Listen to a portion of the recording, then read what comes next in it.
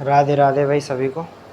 अपन physics पढ़ रहे थे और फिजिक्स का जो पिछला लेक्चर था उसमें अपन वर्क यानी कि कार्य के बारे में पढ़ चुके थे और उसमें हमने फॉर्मूला भी डिस्कस किया था। वर्क यानी कार्य बराबर W बराबर एफ एस। कौन सा? W बराबर एफ एस।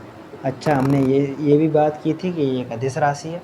अदिश राशि जिसमें कि डॉट प्रोडक्ट यानी कि दो सदिश राशियों में जो गुणनफल है वो एक अदिश राशि आती है, उसे डॉट प्रोडक्ट कहते हैं। अच्छा देखो, ये तो हो गया एक, ये तो हो गया फोर्स और ये हो गया डिस्प्लेसमेंट। यदि ऊंचाई की बात करें, हाइट की बात करें, यदि किसी वस्तु को आप ऊंचाई पर फेंकना चाहते हो तो उसके लिए आपको कुछ काम करना पड़ेगा। तो उसके लिए फॉर्मूला यूज होता है एफ डब्ल्यू बराबर एम जी एच, है ना। ज़्यादा कुछ परिवर्तन नहीं है, इसी चीज़ को थोड़ा मॉडिफाई करके लिख दिया है। देखो, मैंने आपको वर्क फोर्स पढ़ाया। एफ बराबर क्या होता है? एम ए होता है ना। एम क्या है? बोला कि मास। ए क्या है? बोला कि एसिलरेशन है, त्वरण है ना। ये तो जब अपन सरफेस पे चलते हैं उसको मान लेते हैं, ठीक है। अब यदि आप ऊंचाई पर फेंकोगे तो उसमें एसिलरेशन की बात करते हैं, तो उसमें क्या है? गुरुत्वीय त्वरण की बात करते हैं। भाई जो एसिलरेशन है वो गुरुत्वीय त्वरण है। तो ये क्या आ जाता है? एम जी आ जाता है। और एम जी जो एस है यानी जो डिस्प्लेसमेंट है, वही जब हाइट की बात करते हैं तो वो हाइट हो जाती है, ऊंचाई की बात करते हैं तो वो हाइट हो जाती है। तो ज़्यादा परिवर्तन नहीं है, इसी चीज़ को थोड़ा मॉडिफाई करके लिखा गया है ना। तो आई थिंक ये जो वर्क वाला चैप्टर था वो आपके क्लियर होगा।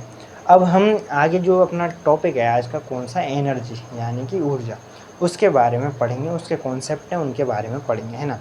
देखो, जब हम एनर्जी की बात करते हैं तो कार्य करने की क्षमता क्या कहलाती है? ऊर्जा कहलाती है। क्या कहलाती है? ऊर्जा कहलाती है। अब ये कार्य करने की क्षमता, देखो जब मैं एनर्जी की बात कर रहा हूँ, है ना, तो एक चीज़ समझिएगा। देखो, जब मैं एनर्जी की बात कर रहा हूँ तो पहले तो एक चीज़ आपको ये ध्यान रखनी है कि ये एक अदिश राशि है। कैसी है? अदिश राशि है, ठीक है। इतनी सी बात आई आपकी समझ में। अदिश राशि है, ठीक है, स्केलर क्वांटिटी है। उसके अलावा दूसरी चीज़ क्या है? यदि मैं इसकी यूनिट की बात करूँ, किसकी यूनिट की बात करूँ, तो यूनिट है इसकी जूल। क्या है? जूल। जूल किस में है? ऐसा यूनिट है इसकी, है ना। या फिर हम कह लें एमकेएस पद्धति में इसकी जो यूनिट है क्या है? जूल।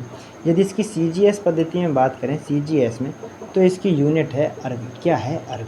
अच्छा, एक जूल बराबर कितना होता है? 10⁻7 अर्ग होता है। कितना होता है? एक जूल बराबर 10⁻7 कितना अर्ग होता है, ठीक है। इतनी सी बातें आपके समझ में। एनर्जी, एनर्जी क्या होती है? कार्य करने की जो क्षमता है वही क्या कहलाती है? एनर्जी कहलाती है। अब एक चीज़ को देखो, बहुत ध्यान से समझना। क्या है? कोई भी कार्य किया जाता है वह बिना एनर्जी के तो आप कर नहीं सकते हैं। आपके अंदर कुछ ना कुछ ऊर्जा होगी तभी आप वो काम कर सकते हो। अब यदि आपके अंदर ऊर्जा ज़्यादा है तो आप काम ज़्यादा अच्छा कर सकते हो, ज़्यादा कर सकते हो। यदि आपके अंदर ऊर्जा कम है तो आप कम काम करोगे। यही बेसिकली थोड़ा सा काम है ना, यही इसका कॉन्सेप्ट है, बस ये चीज़ समझिएगा, है ना। अब यदि मैं एक, देखो आइंस्टीन हुए थे, है ना, उन्होंने एक फॉर्मूला दिया था, कौन सा? ई बराबर एम सी स्क्वायर। अब ये जो फॉर्मूला है ना, बहुत ज़्यादा एक तरीके से समझिए क्रांतिकारी फॉर्मूला है। अब इस फॉर्मूले से क्या परिवर्तन आए वो चीज़ ज़्यादा समझने की है।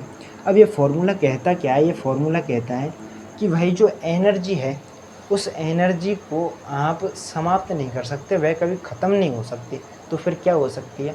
वह एक रूप से दूसरे रूप में परिवर्तित हो सकती है। ये कौन कहते हैं? ये आइंस्टीन कहते हैं और ये उन्होंने थ्योरी भी दी। अच्छा, ये जो उन्होंने फार्मूला दिया, ये जो क्रांतिकारी फार्मूला, देखो ये जो फार्मूला है ना, साइंस के फील्ड में ये समझो ये बहुत बेहतरीन खोज है। इसके उपयोग भी हैं तो इसके नुकसान भी हैं इस फार्मूले के। अब ये फार्मूला क्या कहता है? ये फार्मूला कहता है कि एनर्जी को द्रव्यमान में कन्वर्ट किया जा सकता है और द्रव्यमान को एनर्जी में कन्वर्ट किया जा सकता है। ये कौन सा? ये फार्मूला बताता है कैसे। देखो इसमें ई क्या है? ई क्या है? एनर्जी है। क्या है? एनर्जी है। अच्छा, यदि मैं एम की बात करूँ, एम क्या है? मास है। और सी क्या है? सी है अपनी वेलोसिटी, वेलोसिटी ऑफ लाइट। क्या है? Velocity of light. Velocity of light यानी कि प्रकाश की चाल, है ना। तो ये तीन चीज़ें हैं, है ना। अब प्रकाश की चाल क्या होती है? ये निर्वात की चाल कर रहे हैं ना, निर्वात में बात कर रहा है 3 × 10⁸ मीटर प्रति सेकंड, है ना। तो जो प्रकाश है उसकी निर्वात में चाल कितनी होती है? 3 × 10⁸ मीटर प्रति सेकंड इसकी चाल होती है, ठीक है। अब जैसे कि मैं आपको एक एग्जांपल देता हूँ, उस एग्जांपल से समझना। जैसे कि 2 किलोग्राम कोई वस्तु है, कितनी? 2 kg कोई वस्तु है। अब उस वस्तु यदि वह प्रकाश की चाल से चल रही है, अब इस चीज़ को समझना, वो एनर्जी कितनी निकलेगी, है ना। जैसे कि 2 केजी कोई वस्तु है, वह वस्तु कितनी स्पीड से चल रही है, प्रकाश की चाल से चल रही है, तो उसकी एनर्जी निकालिए।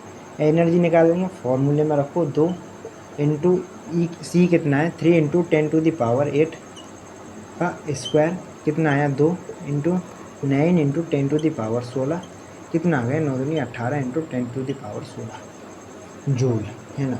अब आप देख लीजिए 2 किलोग्राम वस्तु ही यदि आप उसको प्रकाश की चाल से फेंकोगे तो वो इतनी एनर्जी प्रोड्यूस करके दे रहा है। अब ये एनर्जी बहुत ज़्यादा है ना। तो ये किस तरीके से, मतलब बहुत मिनिमम चीज़ों में अब 2 केजी कितनी सी चीज़ होती है, उसमें आप इतनी एनर्जी प्रोड्यूस कर सकते हो, तो ये वाकई एक चमत्कार ही है ना। तो आई थिंक ये जो चीज़ है कि किस तरीके से एनर्जी को मास में कन्वर्ट किया जा सकता है, ये चीज़ आपके समझ में आई होगी, है ना। अब देखो जैसे कि कुछ इक्विपमेंट हैं, जैसे कुछ चीज़ हैं, अब हमने बात की कि भाई एनर्जी को एक रूप से दूसरे रूप में बदला जा सकता है, एनर्जी कभी ख़त्म नहीं होती। तो जैसे कि मैं आपको एग्जांपल देता हूँ, जैसे कि अपन मोटर की बात करते हैं। मोटर यानी कि जो पानी खींचने वाली मोटर होती है, जिसके माध्यम से आप ऊपर की टंकियाँ भरते हो अपनी छत की, उस मोटर की बात करते हैं। उस मोटर को आप चलाने के लिए क्या देते हो, विद्युत सप्लाई करते हो, यानी कि वो जो विद्युत ऊर्जा है उसको किस एनर्जी में कन्वर्ट करके देते हो, वो यांत्रिक एनर्जी में, है ना, उसको यांत्रिक ऊर्जा में कन्वर्ट करके दिया। आप यार प्रेस की बात करते हो, है ना, आप प्रेस करते हो कपड़ों पर, तो आप वो विद्युत ऊर्जा को किस में कन्वर्ट कर रहा है, ऊष्मा ऊर्जा में कन्वर्ट कर रहा है। मोमबत्ती की बात करते हो, मोमबत्ती भाई रासायनिक चीज़ों से मिलकर बनी होती है, तो वो रासायनिक ऊर्जा को प्रकाश ऊर्जा में और ऊष्मा ऊर्जा में कन्वर्ट करके दे रहा है। बल्ब की बात करते हो, CFL की बात करते हो, तो भाई CFL जो प्रकाश ऊर्जा है उसको किस में कन्वर्ट करके दे रही है, उसको प्रकाश ऊर्जा में कन्वर्ट करके दे रही है, ऊष्मा में कन्वर्ट करके दे रही है ना कुछ तो ऊष्मा फील होती है ना उससे, है ना, एनर्जी फील होती है। तो आई थिंक जो एनर्जी है वह एक रूप से दूसरे रूप में ट्रांसफ़र होती है, कन्वर्ट होती है। बात आई आपकी समझ में। अब देखो अनेक प्रकार की ऊर्जाएं हैं ना, जैसे भाई प्रकाश ऊर्जा है, स्थितिक ऊर्जा है, गतिज ऊर्जा है ना, यांत्रिक ऊर्जा है, ऊष्मा ऊर्जा, है ना। देखो यदि प्रकाश ऊर्जा की बात करें तो भाई प्रकाश की जो ऊर्जा है वो प्रकाश ऊर्जा है। ध्वनि ऊर्जा की बात करें, जैसे कि जो माइक्रोफोन है, आप फ़ोन से बात करते हो, आपकी जो आवाज़ है उसको, आवाज़ को किस में कन्वर्ट करता है, वो विद्युत सिग्नलों में कन्वर्ट करता है ना, यानी विद्युत ऊर्जा में कन्वर्ट करता है आपकी आवाज़ को। ध्वनि ऊर्जा को विद्युत ऊर्जा में कन्वर्ट करने का काम करते हैं कौन, मोबाइल, तो वो भी एक डिवाइस है ना। तो इस तरीके से एनर्जी है उसको कन्वर्ट करने का काम किया जाता है। अब एनर्जियों की बात करें तो भाई प्रकाश ऊर्जा है, प्रकाश से जो एनर्जी होती है प्रकाश ऊर्जा है। विद्युत से जो एनर्जी है वो विद्युत ऊर्जा है। गति के कारण जो ऊर्जा है वो गतिज ऊर्जा है। स्थिति के कारण जो ऊर्जा है वो स्थितिज ऊर्जा है ना। यांत्रिक ऊर्जा की बात करते हैं तो उसमें गतिज ऊर्जा और स्थितिक ऊर्जा दोनों के योग को बोलते हैं। यांत्रिक ऊर्जा क्या होती है, दोबारा से सुनिएगा। यांत्रिक ऊर्जा की बात करते हैं, यांत्रिक ऊर्जा की बात करते हैं तो इसमें काइनेटिक एनर्जी यानी गतिज ऊर्जा और पोटेंशियल एनर्जी यानी कि स्थितिज ऊर्जा, दोनों के योग को क्या बोलते हैं, यांत्रिक ऊर्जा बोलते हैं। तो इस तरीके से बहुत सारी ऊर्जा, ध्वनि ऊर्जा, ध्वनि की जो ऊर्जा है वो ध्वनि ऊर्जा है ना। तो इस तरीके से बहुत सारी एनर्जी। अब इसमें अपने को 2 चीज़ें बहुत मोस्ट इंपॉर्टेंट तरीके से पढ़नी है। कौन सी है, एक है पोटेंशियल एनर्जी, जिसे क्या बोलते हैं, स्थितिक ऊर्जा, स्थितिक ऊर्जा। अब स्थितिक ऊर्जा का मतलब क्या है, स्थितिक ऊर्जा का मतलब है कि भाई कोई भी वस्तु है ना, उसकी स्थिति के कारण उसमें कोई ना कोई एनर्जी होती है। जैसे कि आप यदि कुर्सी पर बैठे हो तो आपकी स्थिति के कारण आप में कुछ ना कुछ एनर्जी है। यदि आप खाट पर बैठो तब भी आपके अंदर एनर्जी है, या यदि आप चुपचाप खड़े हो तो आप अपनी स्थिति के कारण आपके अंदर कुछ ना कुछ ऊर्जा है। फॉर एग्ज़ाम्पल जैसे कि अपन बात करते हैं, जैसे कि डैम की बात करते हैं, बांध की बात करते हैं ना। जैसे मैं बांध की बात करता हूँ और उस बांध में यदि पानी भरा हुआ है तो उसमें एनर्जी है बहुत सारी। यदि बांध में पानी कम है तो एनर्जी कम है। यदि बांध में पानी ज़्यादा है तो उसकी एनर्जी भी ज़्यादा होगी। क्यों एनर्जी ज़्यादा होगी भाई, दबाव के कारण या खिंचाव के कारण जो एनर्जी प्रोड्यूस होती है उसी को स्थितिक ऊर्जा कहते हैं। अब जब हम डैम की बात करते हैं तो देखना, डैम होता है ना, उसकी जो नीचे की जो परत होती है ना उसको बहुत ज़्यादा मोटा बनाया जाता है। क्यों बनाया जाता है, जैसे जैसे उसमें पानी की आवक होती है उसकी क्या है, खिंचाव बहुत ज़्यादा बढ़ता जाता है। उसकी जो सरफेस होती है उसमें बहुत ज़्यादा खिंचाव आता है। उस खिंचाव के ही कारण उसमें स्थितिक ऊर्जा, यदि पानी कम है तो खिंचाव कम होगा तो उसकी ऊर्जा भी कम होगी। यदि पानी ज़्यादा है तो खिंचाव ज़्यादा होगा, खिंचाव ज़्यादा होगा तो उसमें पोटेंशियल एनर्जी भी ज़्यादा होगी। इसलिए जब डैम पूरी तरीके से भर जाता है और जब उसको खोलते हैं तो वो बहुत ज़्यादा तबाही मचाता है कि उसमें एनर्जी ज़्यादा है।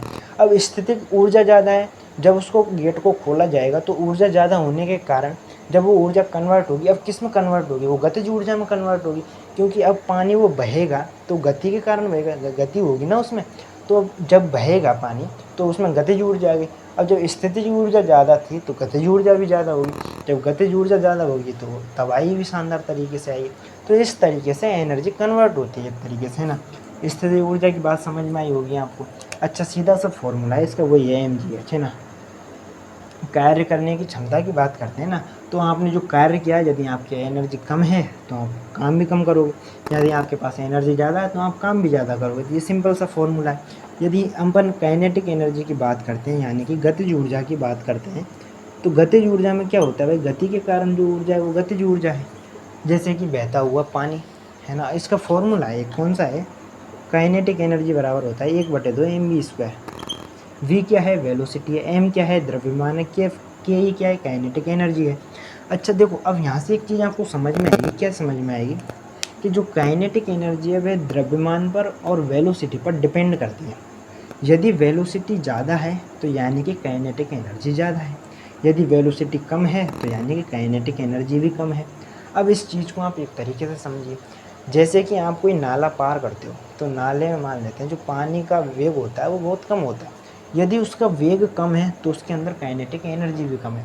आप यदि उसमें गिर भी जाओगे तो बहोगे नहीं, आप उठ के दोबारा से बाहर निकल आओगे। अब यदि अपन नदी की बात करते हैं तो नदी में द्रव्यमान भी ज़्यादा है, यानी वहाँ पानी की मात्रा भी ज़्यादा है, इसके अलावा उसकी वेलोसिटी भी ज़्यादा है ना। यदि जो नदी है बहुत तेज़ी से बह रही है तो उसकी वेलोसिटी भी ज़्यादा है, तो द्रव्यमान भी ज़्यादा, वेलोसिटी भी ज़्यादा, काइनेटिक एनर्जी ज़्यादा होगी कि नहीं होगी, तो आपको पार करने में प्रॉब्लम आती है ना नदी को। तो यही है ओवरऑल कहने का, है ना। मतलब आपको यदि ये चीज़ समझ में आ गई तो कौन सी चीज़ कम होने से कौन सी चीज़ बढ़ेगी, क्योंकि ये डायरेक्ट प्रोपोर्शनली है ना, समानुपाती है इन चीज़ों के, है ना। तो स्थितिज ऊर्जा और इन दोनों के योग को क्या बोलते हैं, गतिज ऊर्जा बोलते हैं। जैसे कि चलता हुआ पंखा, जो पंखा है उसकी गति के कारण जो ऊर्जा है उसमें वो गतिज ऊर्जा है। यदि पंखा स्थिर है तो उसमें स्थिति के कारण जो ऊर्जा है वो स्थितिज ऊर्जा है। तो है ना, आई थिंक ये जो एनर्जी का कॉन्सेप्ट है, ये एनर्जी कॉन्सेप्ट आपके समझ में आया होगा, है ना। इतनी प्रकार की अलग अलग तरह की ऊर्जाएं हैं, है ना। तो आई थिंक ये छोटा सा प्रयास आपको कि स्थिति ऊर्जा क्या होती है, गति ऊर्जा क्या हो जाती है, और एनर्जी किस तरीके से कन्वर्ट होती है। एनर्जी कभी लॉस नहीं होती, कभी नष्ट नहीं होती, वह एक रूप से दूसरे रूप में कन्वर्ट होती है। तो आई थिंक ये समझ में आई होंगी चीज़ें। आज के लिए इतना ही, धन्यवाद।